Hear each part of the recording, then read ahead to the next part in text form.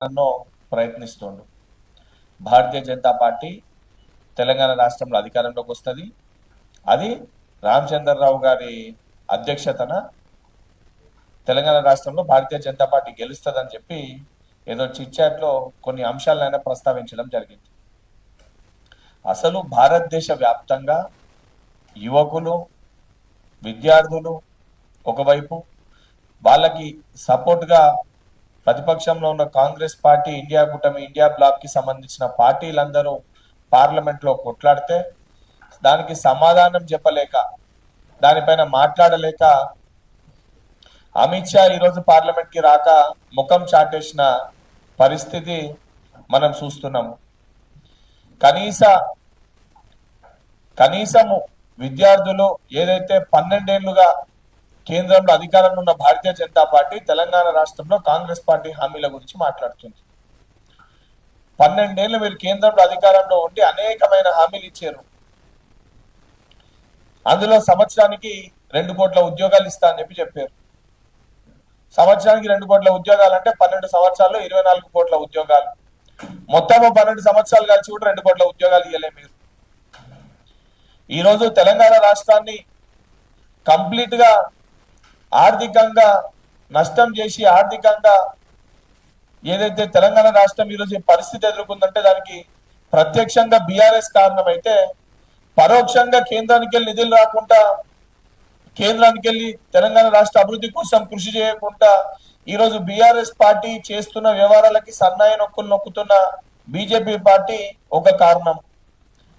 నిజంగా మీకు చిత్తశుద్ధి ఉంటే, తెలంగాణ రాష్ట్రం పట్ల ప్రేమ ఉంటే, తెలంగాణ రాష్ట్రానికి విభజన సమయంలో ఇచ్చిన హామీలు ఏవైతున్నాయో హామీలను నెరవేర్చి ఆ హామీలను అమలు చేసి మీ యొక్క చిత్తశుద్ధిని మీరు చాటుకోవాలి.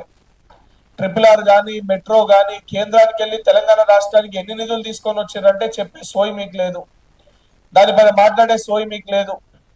ఈరోజు మీ భారతీయ జనతా పార్టీ కొంతమంది నాయకులని రాష్ట్ర అధ్యక్షునిగా అసలు ఎప్పుడు పడని కొట్లాడుకునే నాయకులని ఒక కాడ కూర్చోబెట్టి, మా జాతీయ అధ్యక్షుని కాడ కూర్చోబెట్టి బలవంతంగా స్వీట్లు తినిపించి బలవంతంగా అలే బలే చేసుకుంటే ఈ అయిపోయింది, మా పార్టీలు విభేదాలు పోయినాయి, అందరు కూడా కలిసిమెలిసి కుటుంబ సభ్యుల లెక్క ఉన్నారని చెప్పి దాన్ని చూసి ఈరోజు రామచంద్రరావు ఏదైతే ఆనందపడుతుంటే, ఈ పరిస్థితి ఏ రకంగా ఉందంటే ఆపరేషన్ సక్సెస్, పేషెంట్ డెడ్. ఇంకొక వారం రోజులు అయితే బయటపడుతుంది. అసలు మీ పార్టీలో మీ ఎమ్మెల్యే రాజాసింగ్ పార్టీలో ఉన్నాడా లేడా దానిపైన స్పష్టత లేదు. మీ మహేశ్వర్ రెడ్డి ఏదైతే ఫ్లోర్ లీడర్ ఉన్న మహేశ్వర్ రెడ్డి మీ 8 మంది ఎమ్మెల్యేలు ఒక కాడ కూర్చొని మాట్లాడుకునే పరిస్థితి ఉండదు. అసలు మహేశ్వర్ రెడ్డి నా 7 ఎమ్మెల్యేలు యాక్సెప్ట్ చేస్తున్నా చేస్తలేరా అర్థం కాని సిచ్యువేషన్. అంతెందుకు అసలు రాష్ట్ర అధ్యక్షులుగా నీ నాయకత్వంలో ఎన్నికలకు వెళ్తారా వెళ్ళరా పరిస్థితి తెలియదు. ఉన్న 18 మంది మీ లీడర్లు 18 మంది ఎప్పుడు రామచంద్రరావు కథమైతాడు, ఎప్పుడు నీ వెనుక గుంతలు తవ్వుకుంటే నిన్న గుంతలో పూడ్చిపెట్టేసి వాళ్ళు భారతీయ జనతా పార్టీ రాష్ట్ర అధ్యక్షులు అయిదామని చెప్పి ప్రయత్నం చేస్తున్నారు. నీ పరిస్థితే నీకు సక్కలేదు, నీకే నీ పార్టీలో దిక్కులేదు. నీకు నిజంగా దమ్ముంటే బలంగా గట్టిగా నువ్వు ప్రెస్ మీట్ లో చెప్పగలుగుతావా, రాబోయే ఎన్నికలు నా నాయకత్వంలోనే ఎన్నికల్లోకి వెళ్తాము, రామచంద్రరావు నాయకత్వంలోనే మేము పోటీ చేస్తామని చెప్పే ధైర్యం నీకుందా? నీ పరిస్థితి నీకు సక్కర్లేదు. తెలంగాణ రాష్ట్రంలో భారతీయ జనతా పార్టీ అధికారంలోకి వస్తుందని చెప్పి మాట్లాడుతున్నారు. ఏం చూసి ఓట్లు వేయాలి మీకు జనాలు? ఆల్రెడీ రేవంత్ రెడ్డి అనే సునామీలో భారతీయ జనతా పార్టీ కొట్టుకుపోయింది. రేపొద్దున ఢిల్లీ పీఠంలో కూడా రాహుల్ గాంధీ అనే ఒక సునామీలా భారతీయ జనతా పార్టీ కంప్లీట్ గా కొట్టుకుపోతుంది. ఈ రోజు ప్రజలందరూ కూడా రాహుల్ గాంధీ గారిని ప్రధానమంత్రి చెయ్యాలనే ఒక సంకల్పంతో ఉన్నారు. దానికి భయపడి మీడియాని అడ్రస్ చేయలేక ప్రధానమంత్రి సెల్ఫీ వీడియోలు తీసి పెట్టే పరిస్థితి ఏర్పడ్డది. మీడియా ప్రెస్ మీట్ పెడితే మీడియా అడిగే ప్రశ్నలకి సమాధానం చెప్పే ధైర్యం లేక అర్ధరాత్రి పూట ఆలోచించి పొద్దున్నకెళ్ళి సాయంత్రం వరకు కూర్చొని ఆలోచించి సెల్ఫీ వీడియో తీసి రిలీజ్ చేసే పరిస్థితి ప్రధానమంత్రి ఈరోజు ఆ స్థితిలో ఉన్నాడు.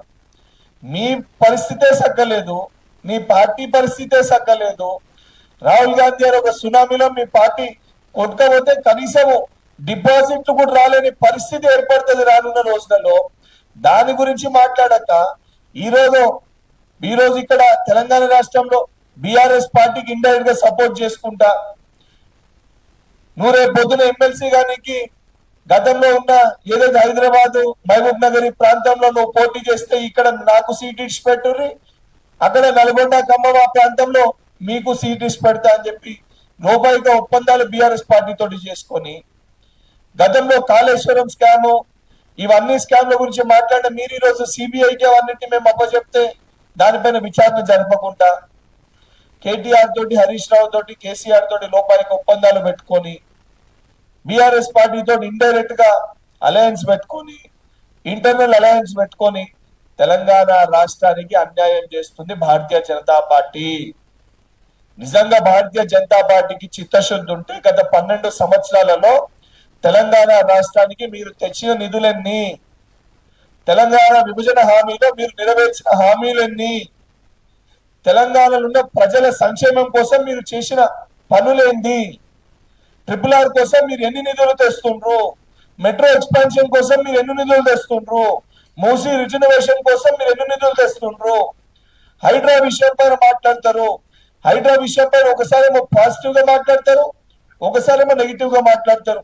బీఆర్ఎస్ పార్టీ నెగిటివ్ గా మాట్లాడితే దానికి సన్నాయి నొక్కులు నొక్కుంటూ బీఆర్ఎస్ పార్టీకి సపోర్ట్ చేసినట్టు నెగిటివ్ గా మాట్లాడతారు. అసలు మీకు క్లారిటీ ఉందా? అసలు రామచంద్రరావు గారు మీరు వివరించే తీరు పట్ల మీ పార్టీ దేనిపైన మాట్లాడుతుందో, దేని గురించి మాట్లాడుతుందో మీకన్నా క్లారిటీ ఉందా? అవన్నీ పక్కన పెట్టి మేము బస్ యాత్రలు చేస్తాము, మేము యాత్రలు చేస్తాము, ఈ యాత్రలు చేస్తాము, ఆగస్టుకి వెళ్ళి ఉద్యమాన్ని తీవ్రవతం చేస్తాం, దేనిపైన చేస్తావు? మీరు బయటికి వెళ్తే బుడ్డలు తీసుకొట్టే పరిస్థితి ఉంది మిమ్మల్ని. విద్యార్థులు ప్రజలు 12 ఏళ్లుగా మతం పేరుతో రాజకీయం చేసి భారతదేశ ప్రజల జీవితాలతో చెలగాటమాడిన మీ పైన ఈరోజు రాళ్లతోటి కొట్టే పరిస్థితి ఉంది. నిజంగా మీకు సోయి ఉంటే 12 ఏళ్లుగా మీరు తెలంగాణ రాష్ట్రానికి ఏం చేసిండ్రో దానిపైన ప్రెస్ మీట్ పెట్టి మాట్లాడండి. మీరు ఇస్తాన్న 24 కోట్ల ఉద్యోగాలు, సరే మా హామీల పైన మీరు అడుగుతారు. 3 ఏళ్లు నిండగానే కాంగ్రెస్ పార్టీ హామీల గురించి మీరు మాట్లాడుతున్నారు. మీ జిహెచ్ఎంసీ మేనిఫెస్టోలో మూసీ రిజర్వేషన్ చేస్తాము, మాకు అత్యధిక సీటులు జిహెచ్ఎంసీలో గెలిపిస్తే అని చెప్పి మీ మేనిఫెస్టోలో పేజ్ నెంబర్ 21 లో ఉంది. మరి అత్యధిక సీట్లు గెలిచిన మీరు, అత్యధిక సీట్లు జిహెచ్ఎంసీలో గెలిచిన మీరు, మీ పదవీ కాలం కూడా ముగిసింది. మరి మూసీ రిజర్వేషన్ కోసం ఎన్ని నిధులు తెచ్చారు, ఎంత డెవలప్మెంట్ చేశారు, దానిపైన చెప్పే సోయి లేదు. కానీ కేంద్రంలో విద్యార్థులు ఢిల్లీ నడిబొడ్డున జంతర్ మంతర్ దగ్గర విద్యార్థులు మిమ్మల్ని నిలదీస్తే దానికి సమాధానం చెప్పే సోయి లేదు. ఈరోజు రైతులను ఆదుకునే సోయి మీకు లేదు. ఎలినో ప్రభావం వలన రాష్ట్రాలన్నీ ఉక్కిరి బిక్కిరి అవుతుంటే దాన్ని పట్టించుకునే సోయి మీకు లేదు. ఏదైతే మీకు ఒక ప్రాపర్ పాలసీ విధానం లేదు, ఒక ప్రాపర్ ఫారెన్ పాలసీ విధానం లేదు, ఒక ప్రాపర్ ఎడ్యుకేషన్ పాలసీ విధానం లేదు, ఒక దిక్కు పేపర్ లీకులు, ఒక దిక్కు భారతదేశం ఆగమైతుంటే మతం పేరుతో రాజకీయం చేసి దాంట్లో ఆ గుడిలో కూడా నిధులని స్వాహా చేసిర్రు, దానిపైన స్పష్టత లేదు. ఇవన్నీ పక్కన పెట్టేసి భారతీయ జనతా పార్టీ ఆఫీస్ లో ఇక్కడ రాష్ట్ర అధ్యక్షుడు కూర్చొని భారతీయ జనతా పార్టీ నెక్స్ట్ తెలంగాణ రాష్ట్రంలో అధికారంలోకి వస్తుంది అంటే మీ 8 మంది లీడర్లని ఒక కాడ కూర్చోబెట్టి అలైబలై చేసుకుంటే, అంటే బండి సంజయ్ ఈటల రాజేందర్ని తిట్టింది, ఈటల రాజేందర్ బండి సంజయ్ తిట్టింది, ఇష్టం ఉన్నట్టు గలీజ్ మాటలు తిట్టుకుంటే అవన్నీ పోతాయా? అవన్నీ కథమైపోతాయా? మళ్ళా చెప్తున్నా, ఇది టెంపరీగా తాత్కాలికంగా నువ్వు సంతోషపడేది నీ అధ్యక్షతన మీ పార్టీ నాయకులందరినీ కూడా ఒక కాడ కూర్చోబెట్టుకొని బలవంతంగా స్వీట్లు తినిపించిన అంటే మేమందరం కలిసిగట్టిగా ఉంటామని ఒక భ్రమలోనే ఉన్నావు. నేను బల్ల కొద్దినట్టు చెప్తున్నా, వారం రోజుల తర్వాత ఆపరేషన్ సక్సెస్, పేషెంట్ డెడ్ అనే ఒక విధంగా భారతీయ జనతా పార్టీ నాయకుల విధానం ఉండబోతుంది.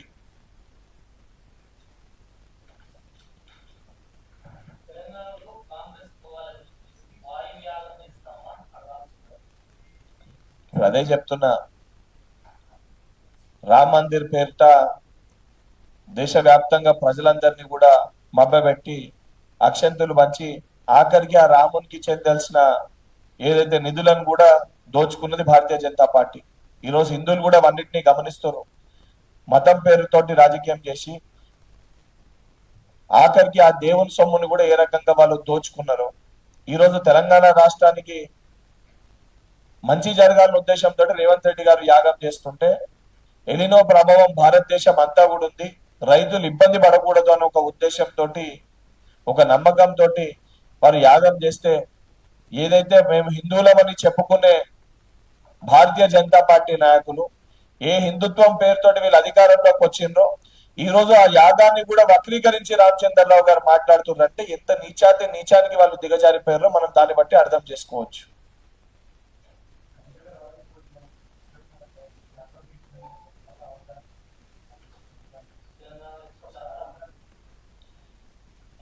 నరేంద్ర మోడీ గారు జంతర్ మంతర్ దగ్గరకు వచ్చి నరేంద్ర మోడీ గారు జంతర్ మంతర్ పక్కన పెట్టు నరేంద్ర మోడీ గారు 12 సంవత్సరాల్లో మీడియాతో ఇంటరాక్షన్ పెట్టలే. ఒక ప్రధానమంత్రి అయి ఉండి రేవంత్ రెడ్డి గారు 15 రోజులకు ఒకసారి మీడియాతో ఇంటరాక్షన్ పెడతారు. రాహుల్ గాంధీ గారు 10 రోజులకు ఒకసారి మీడియాతో ఇంటరాక్షన్ పెడతారు. దాని రిస్ట్రిక్షన్స్ ఏముంటాయి, ఈ మీడియా రాకూడదు, ఈ మీడియా రండి, మా దగ్గర ఉన్న రండి అనేది ఏముండదు. మన ప్రధానమంత్రి గారు 12 ఏళ్లుగా ప్రధానమంత్రిగా ఉండి ఒక్క మీడియాతో ఇంటరాక్షన్ పెట్టలే. అంటే ఎంత వన్ సైడెడ్ గా ఎవరు ఏ రకంగా ప్రవర్తిస్తున్నారో ప్రజలు గమనిస్తారు.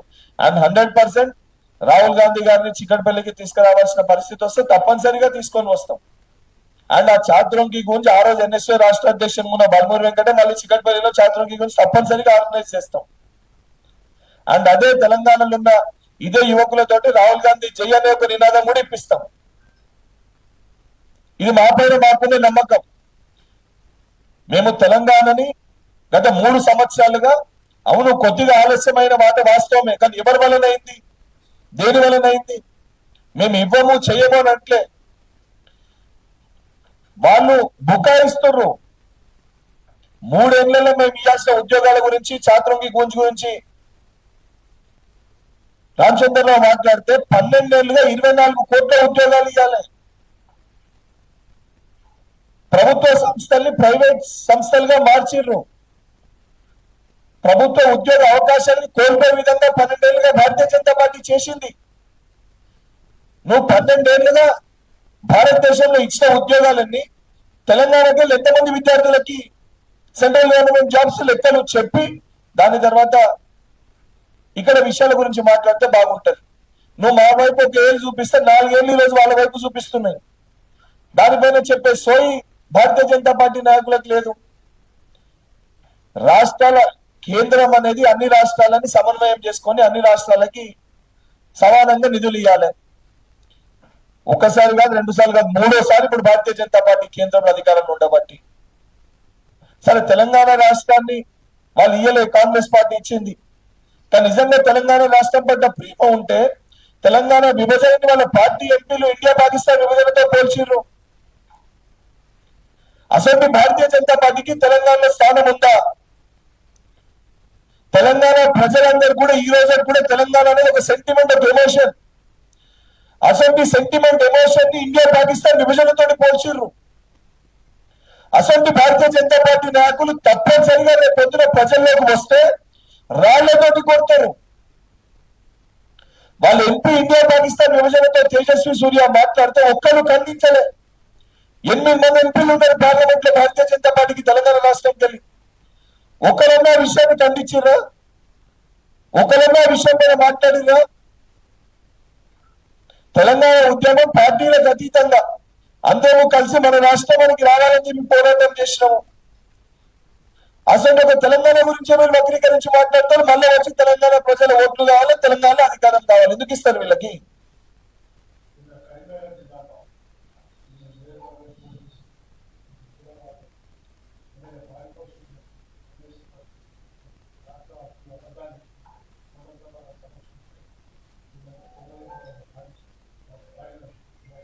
ఇప్పుడు పాడి కౌశిక్ రెడ్డికి సోయి ఉందా అని నేను అడుగుతున్నాను. ఆయన ఎమ్మెల్సీగా ఉండే డబుల్ బెడ్రూమ్ ఇల్లు కట్టినాము, బీఆర్ఎస్ హయాంలో కట్టినామంటే నిజంగా డబుల్ బెడ్రూమ్ ఇల్లు కట్టి కంప్లీట్ చేసి ఉంటే ఇచ్చే సోయి ఎందుకు లేకుండే 3 ఏళ్ళు వాళ్ళకి?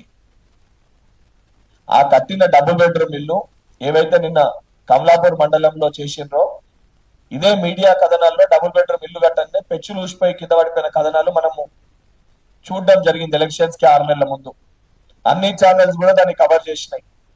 కమలాపూర్ లో కట్టిన డబుల్ బెడ్రూమ్ ఇల్లది, ఏది ఇళ్ల లోపలికి వెళ్ళకముందే పెచ్చులు ఊడిపోయి, స్లాబ్ కి సంబంధించిన పెచ్చులు ఊడిపోయి కింద పడిపోయింది, ప్రాపర్ గా కట్టలేదు, నాణ్యత లేదు అని చెప్పని అన్ని మీడియా ఛానల్స్ లో కూడా వచ్చింది. ప్రోగ్రామ్ పెట్టుకొని ప్రాపర్ గా కట్టలేదు, నాణ్యత లేదని చెప్పి ప్రోగ్రామ్ క్యాన్సిల్ చేసుకున్నారు బీఆర్ఎస్ పార్టీ నాయకులు. దాన్ని మళ్ళా ప్రజల ప్రాణాలకి ముప్పు ఉంది అనే ఉద్దేశంలో ఆలోచించి రెవెన్యూ శాఖ మంత్రి పొంగులేటి శ్రీనివాసరెడ్డి గారు సరే దాన్ని కట్టిండు, దాన్ని ఏ రకంగా మళ్ళీ వాడకంలోకి తీసుకురావాలని చెప్పి మళ్ళీ నిధులు కేటాయించి దానికి మరమ్మతులు చేసి దానికి అన్ని టెస్టులు చేసి అన్ని రకాలుగా దాన్ని ఉండసక్యంగా తీసుకొని వచ్చి దాన్ని పంపిణీ చేస్తే వాడు వచ్చి పిచ్చి కుక్క లెక్క నోటికి వచ్చినట్టు కేసీఆర్ కట్టించిండు అని చెప్పి మాట్లాడుతుండు. అదే చెప్తున్నా, అసలు కౌశిక్ అన్నట్టు ఏం మాట్లాడుతున్నా వానికన్నా క్లారిటీ ఉందా?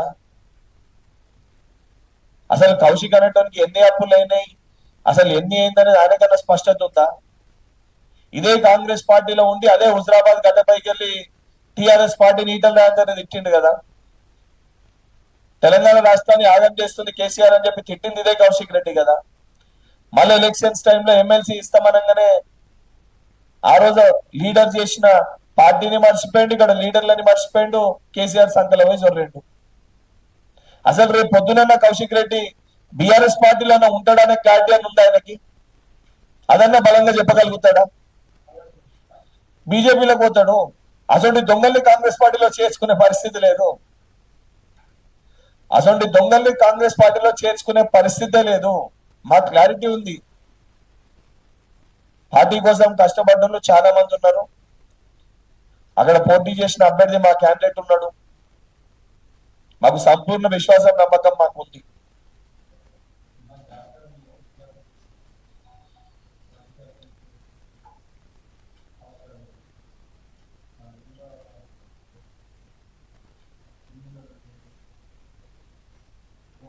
జార్ఖండ్ లో జరిగిందని వచ్చారు ఒక విషయం. జార్ఖండ్ లో జరిగిన దానిపైన కూడా రాహుల్ గాంధీ గారు స్పందించి కాంగ్రెస్ పార్టీ డెలిగేషన్ ని ఆ విద్యార్థులని కలవనికి పంపివ్వడం జరిగింది. NSUI all India president Vinod Jakhar, Ranchi జిల్లా కాంగ్రెస్ పార్టీ అధ్యక్షుడు ఇద్దరు కుమార్ రాజా వారి యొక్క నాయకత్వంలో వాళ్ళందరూ వెళ్ళి ఆ విద్యార్థులని కలిసి దాని తర్వాత ముఖ్యమంత్రిని కూడా కలిసి డెలిగేషన్ ఇవ్వడం జరిగింది. రాహుల్ గాంధీ గారు అక్కడ స్టూడెంట్స్ కి నేను సంపూర్ణ మద్దతు ప్రకటిస్తా అని చెప్పి రాహుల్ గాంధీ గారు దాని పట్ల వీడియో తీసి కూడా పెట్టడం జరిగింది. ఇవి దీనిపైన అవగాహన లేకుండా కొంతమంది ప్రతిపక్ష పార్టీలు విమర్శలు చేసే, అదే ప్రతిపక్ష పార్టీ అధ్యక్షులు దీనిపైన అవగాహన లేకుండా ఏదో బయటికి వచ్చి కొన్ని రాళ్ళు కాంగ్రెస్ పార్టీ పైన వేస్తే రాహుల్ గాంధీ గారి గురించి మాట్లాడితే అది టీవీలో కవర్ అవుతుంది, కొంచెం నా స్టేచర్ ఏదో పెరుగుతుంది అని ఒక ఆశతోటి అవగాహన లేకుండా మాట్లాడిన మాటలు తప్ప రాహుల్ గాంధీ గారు స్పందించిన విషయము, కాంగ్రెస్ పార్టీ డెలిగేషన్ వెళ్ళిన డెలిగేషన్ అక్కడ ముఖ్యమంత్రిని కలిసిన విషయము, ఇవన్నీ మీడియా ఛానల్లో వచ్చిన విషయాలే.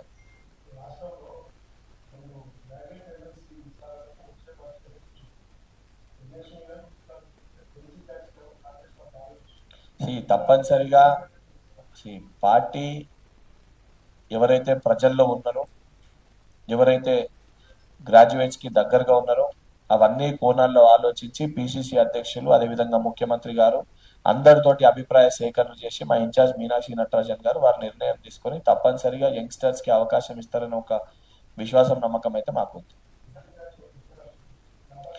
ఇస్తారు. ఇప్పుడు చర్చ నడవనప్పుడే బల్మూరి వెంకట్ ఎమ్మెల్సీ ఇచ్చారు, చర్చ నడవనప్పుడే అనిల్ కుమార్ యాదవ్ రాజ్యసభ ఇచ్చారు. ఇప్పుడు కొత్తగా కాంగ్రెస్ పార్టీ ప్రతిపక్ష పార్టీలు అడగాలి మీరు అసలు నిజంగా మీరు యంగ్స్టర్స్ కి అవకాశం ఇస్తారని. కాంగ్రెస్ పార్టీ అధికారంలో వచ్చిన ఫస్ట్ డేకి వెళ్ళే ప్రయారిటీ యంగ్స్టర్స్ కి ఇస్తుంది. దానికి నిలువెత్తు ఉదాహరణ నిదర్శనాలు మేము ముందుకు వస్తున్నాం.